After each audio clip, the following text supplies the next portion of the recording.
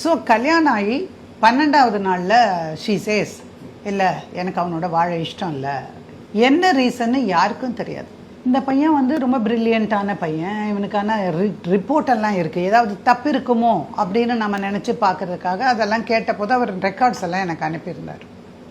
இல்லை எல்லாமே ரொம்ப எக்ஸலண்ட்டாக இருக்குது, ப்ரில்லியண்ட்டாக இருக்கார், நல்ல ஷார்ப்பு விஷயம், மற்ற ஒவ்வொரு விஷயமா அப்படின்னு கொடுத்துருக்காங்க. அந்த ரெக்கார்ட்ஸ் எல்லாம் நம்மக்கிட்ட இப்போவும் இருக்குது.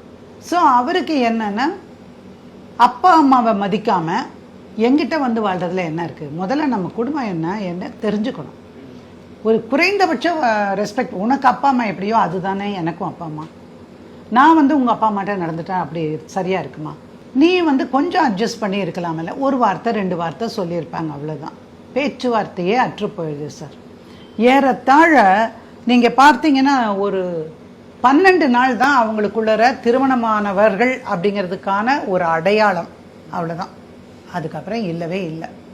பையன் இருக்கிறதோ அங்கே, பொண்ணு கூப்பிட்டா இங்கே இருக்காள ஒழிஞ்சு அம்மா இவர் வீட்டுக்கே வர்றதில்லை, அவங்க அப்பா வீட்டில் இருக்காங்க. கேட்குறவங்ககிட்டெல்லாம் பையன் கூட்டிகிட்டு போகலை, எங்கள் திங்ஸ் எல்லாம் அவங்கக்கிட்ட இருக்குது அப்படின்னு கதையாக சொல்ல ஆரம்பிக்கிறாங்க.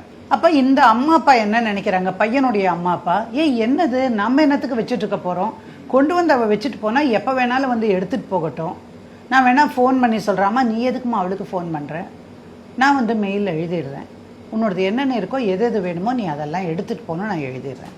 ஸோ இவங்களை பொறுத்த வரைக்கும், அந்த ஆணை பொறுத்த வரைக்கும், டாக்டர் ராஜாவை பொறுத்த வரைக்கும் கரெக்டாக நடந்துக்கணுங்கிற அந்த நினைப்புள்ள ஒரு ஆளுன்னு தெரியுது. அவங்களும் இவ சொத்து பத்துக்கு ஆசைப்பட்டோ அல்லது நகை நட்டுக்கு ஆசைப்பட்டோ இருக்கிறவங்க கிடையாது.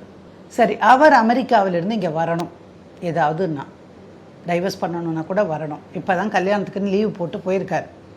உடனடியாக லீவு கிடைக்காது. டாக்டர்ஸ்க்கு கட்டாயமாக அவ்வளவு லாங் லீவ் எல்லாம் கிடைக்காது. Periyar Maniammai Institute of Science and Technology, Tanjavur. B.Tech Biotechnology with specialization in computer science and biology.